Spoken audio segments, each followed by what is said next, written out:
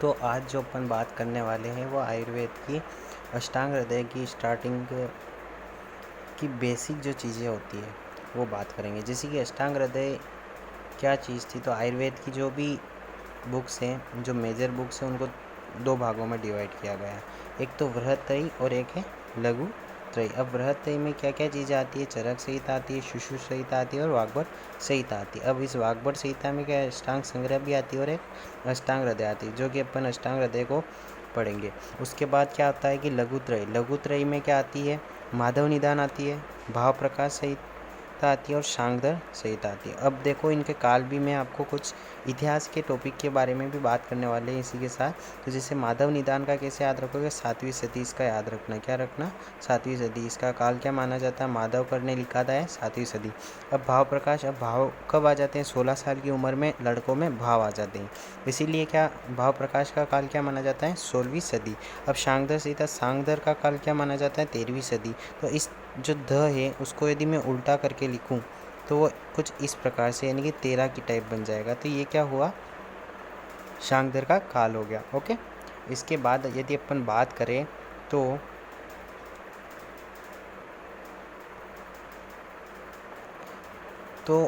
इसमें कुछ इतिहास की बातें हैं। इतिहास की बातें यहाँ पर ही डिस्कस कर लेने में, जैसे कि जो अवतरण है आयुर्वेद का वो कुछ इस प्रकार से है। चरक और सुश्रुत का देखेंगे। ब्रह्मा आए, उसके बाद दक्ष प्रजापति आया, फिर उसके बाद किसको मिलाया गया? अश्विनी कुमार को। अश्विनी कुमार के बाद इंद्र को। अब यहाँ से दो भागों, एक चरक संप्रदाय बन जाता है और एक धन्वंतरी संप्रदाय, जो कि सुश्रुत संहिता में आती है। अब जो चरक संप्रदाय है वो भारद्वाज, आत्रेय पुनर्वसु और आत्रेय पुनर्वसु के कितने शिष्य थे? 6 शिष्य थे।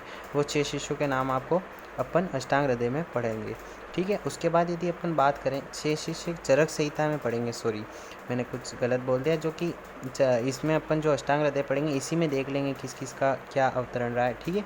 उसके बाद यदि अपन बात करें जो धन्वंतरी संप्रदाय है, उसमें धन्वंतरी आती है। समुद्र मंथन के दौरान क्या धन्वंतरी प्रकट हुए थे? वो कौन से? विष्णु का 12वां अवतार माना जाता है। कि धन्वंतरी को कौन सा अवतार माना जाता है? विष्णु का 12वां अवतार माना जाता है। उसके बाद जो काशीनाथ दिवोदास थे, काशीनाथ दिवोदास थे वो शल्य में विद्वान थे, ठीक है।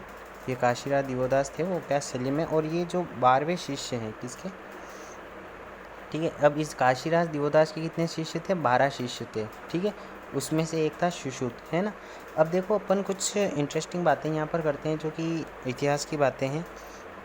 जैसे कि मैं यहाँ पर कुछ इतिहास की बातें बताना चाह रहा था। जैसे ये तो आप पढ़ोगे ही सही, लेकिन यहाँ पर बताना चाह रहा हूँ मैं, भारद्वाज से लगाकर अश्विनी कुमार तक, अग्निवेश तक, सॉरी, अग्निवेश तक जो काल माना जाता है वो 1000 ईसा पूर्व माना जाता है, ठीक है। ये एक ही बार में याद हो जाना चाहिए आपको, 1000 ईसा पूर्व। क्यों? क्योंकि अपन ने एक सीक्वेंस बना दी। तो यहाँ से यहाँ तक का कितना? 1000 ईसा पूर्व माना जाता है। अब देखो, जो चरक संहिता लिखी थी उसके उपदेष्टा आत्रेय पुनर्वसु को माना जाता है। ग्रंथकर्ता किसको? अग्निवेश को माना जाता है। और प्रतिसंस्कृता किसको?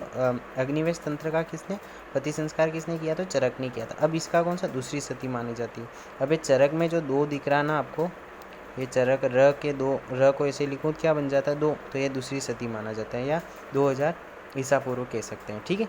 अब इसके बाद दृढ़बल। दृढ़बल की बात करें तो दृढ़बल में कितने अक्षर आ रहे हैं? 4 अक्षर आ रहे हैं। तो इसके लिए क्या होते हैं कि 34 सदी अपन याद रखने के लिए कह सकते हैं कि दृढ़बल में 4 अक्षर है। तो ये संपूर्ण कर्ता थे किसके? चरक संहिता के।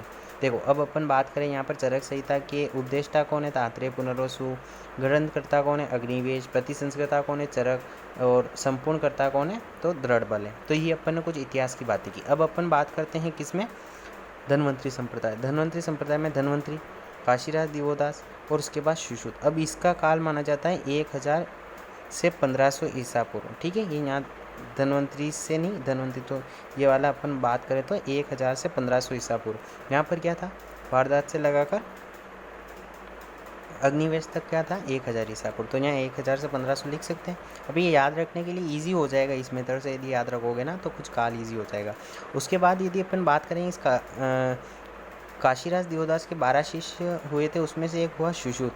अब वो व्रत सुश्रुत था। 2 सुश्रुत हुए हैं, एक आद्य सुश्रुत और एक व्रत सुश्रुत। अब व्रत सुश्रुत ने क्या लिखा है? सुश्रुत तंत्र लिखा है, ठीक है। इधर अग्निवेश ने क्या लिखा था? अग्निवेश तंत्र। तो पहले क्या होते थे? तंत्र लिखे जाते थे, ठीक है। और अब फिर क्या हुई? संहिताएं बनी, ठीक है। अब बात करते हैं अपन सुश्रुत ने क्या हुआ? सुश्रुत ने सुश्रुत संहिता लिखी। कौन सा सुश्रुत था? वो आद्य सुश्रुत। ठीक है। उसके बाद यदि अपन बात करें तो नागार्जुन। नागार्जुन तो अपन कहते हैं ना नाग पंचमी, नाग पंचमी यानी कि 5वीं सदी मानेंगे इसका काल। ओके, ये कौन था? सुश्रुत संहिता जिसने लिखी उसका प्रतिसंस्कार किसे कहते हैं? नागार्जुन ने किया था।